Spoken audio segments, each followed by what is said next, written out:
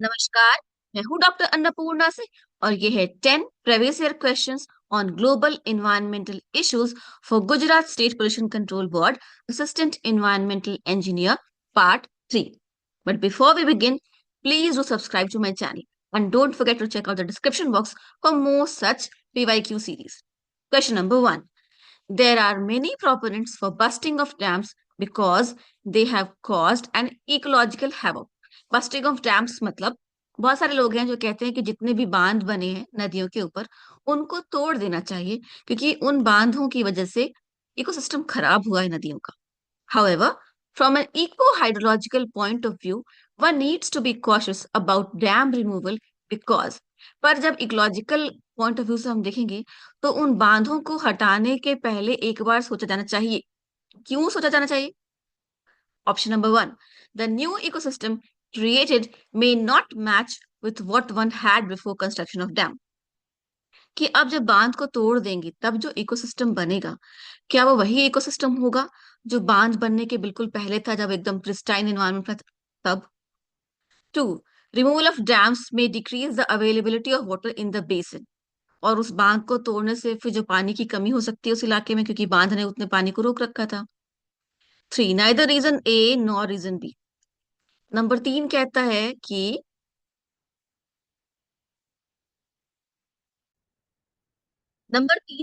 कि एक और दो में से कोई भी रीजन नहीं हो सकता, और नंबर 4 कहता है कि दोनों ही कारण हो सकते हैं।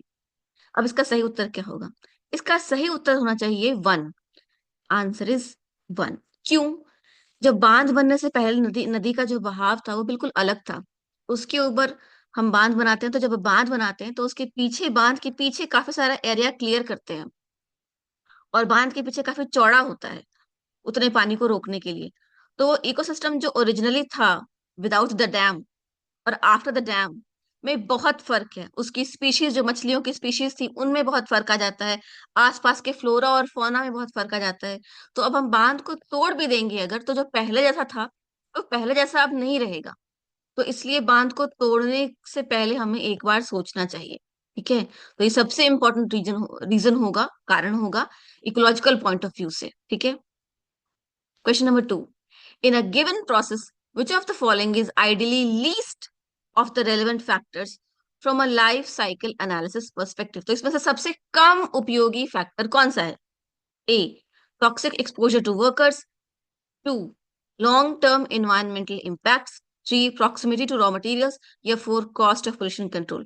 तो लाइफ साइकिल एनालिसिस हम करते हैं प्रोजेक्ट का या किसी प्रोडक्ट का कि अपने पूरे लाइफ साइकिल में बनने से लेके और खत्म होने तक किसी प्रोडक्ट ने कितना इन्वायरमेंटल पोल्यूशन किया है, और उस एनालिसिस को देखते हुए हम हमेशा ऐसा प्रोसेस डिजाइन करते हैं कि मोस्ट इको फ्रेंडली वे में कोई प्रोडक्ट बन के तैयार हो, इको फ्रेंडली वे में वो प्रोडक्ट यूज हो, और जब वो प्रोडक्ट खत्म हो रहा हो, एंड हो रहा हो, तो इको फ्रेंडली वे में उसको रिकवर करके उसको रिसाइकिल कर लिया जाए।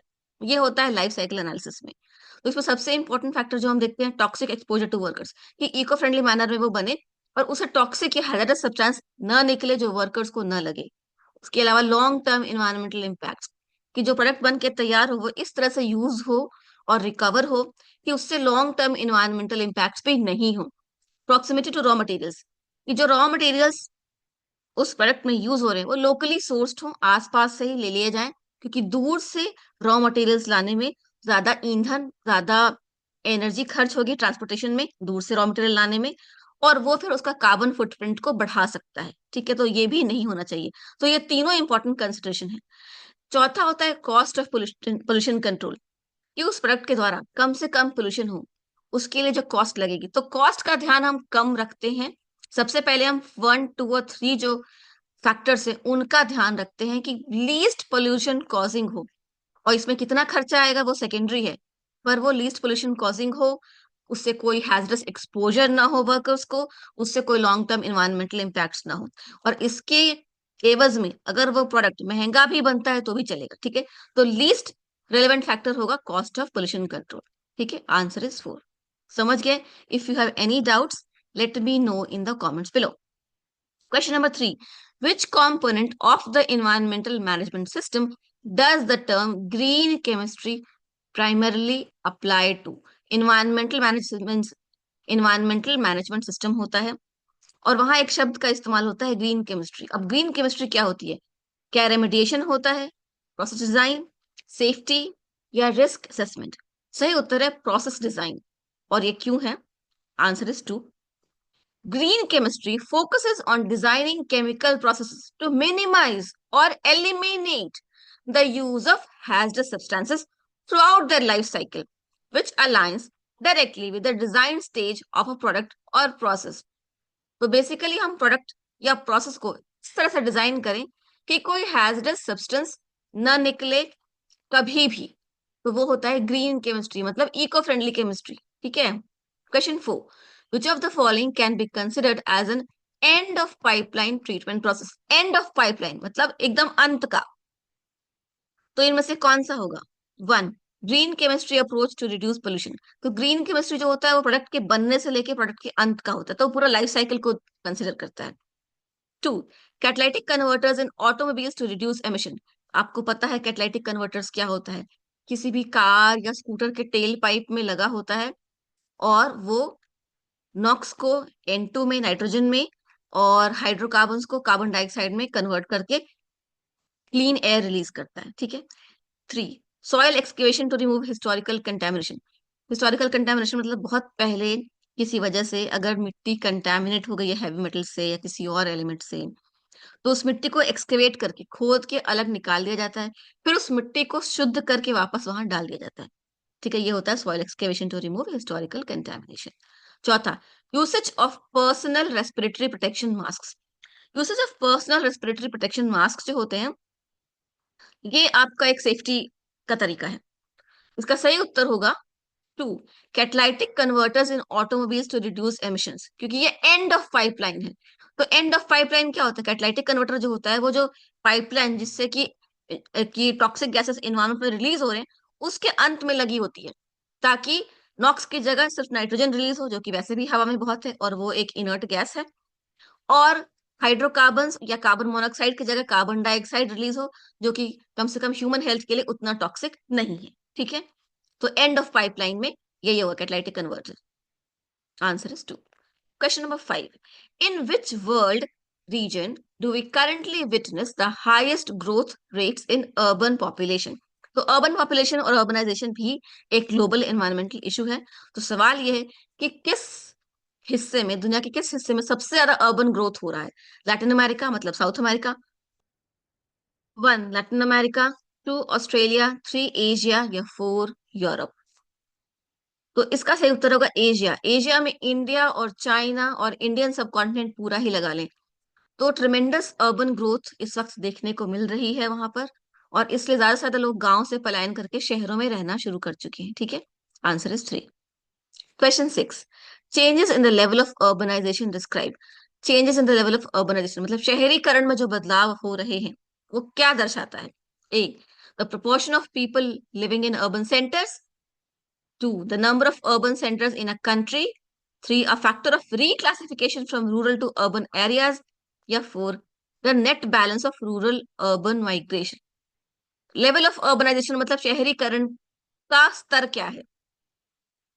सही उत्तर होगा the proportion of population living in urban centres, कि किस स्तर पर लोग, लेवल ऑफ किस स्तर पर अर्बनाइजेशन है, शहरीकरण किस स्तर पर है, मतलब कितने सारे लोग शहर में रह रहे हैं वर्सेस कितने लोग गांव में रह रहे हैं। Answer is 1।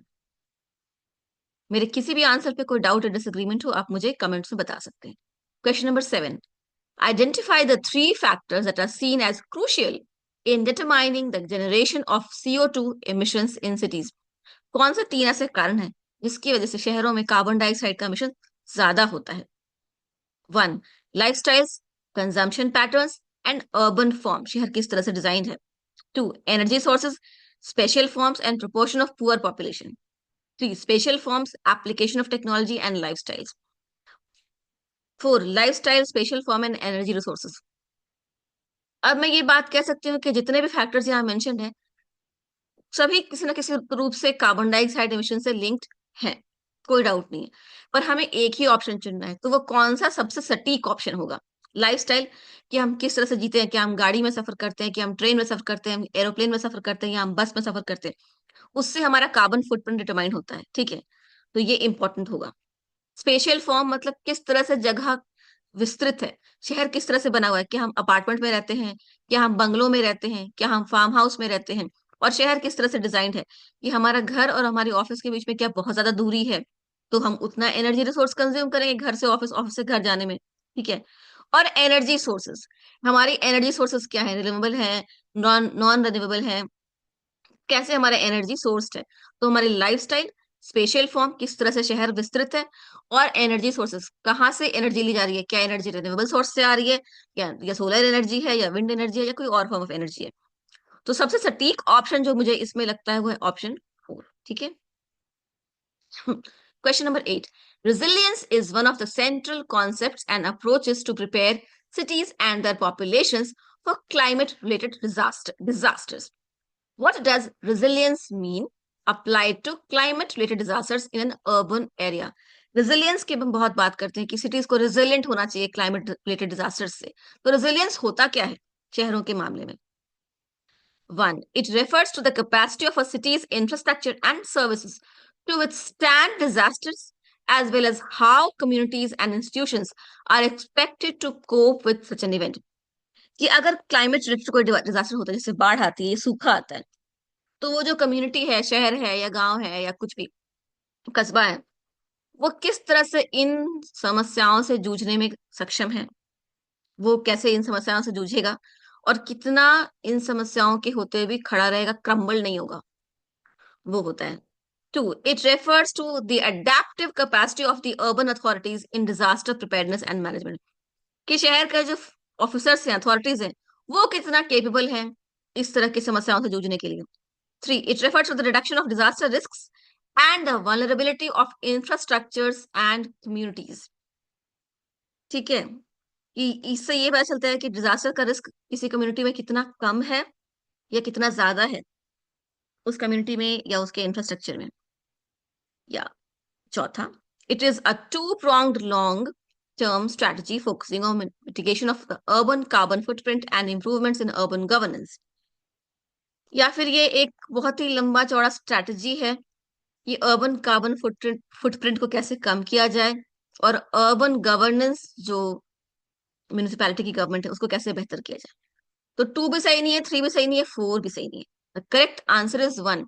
It refers to the capacity of a city's infrastructure, मतलब road, water, electricity and services to withstand disasters like flood, cyclone, drought, as well as how communities like city people and institutions are expected to cope with such an event.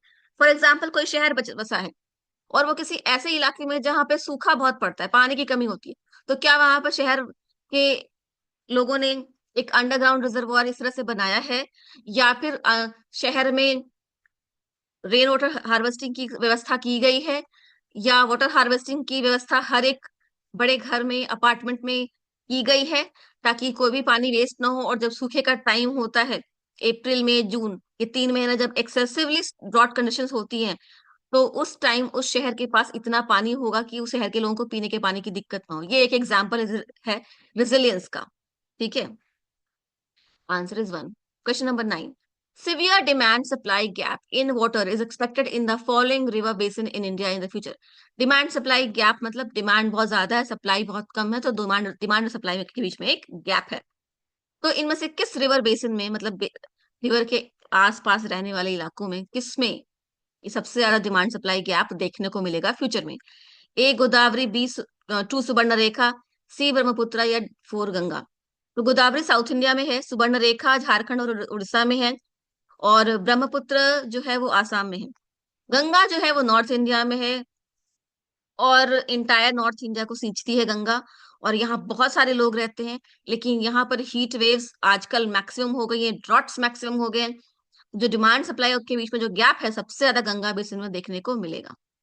Answer is 4। Greenhouse effect is the result of 1.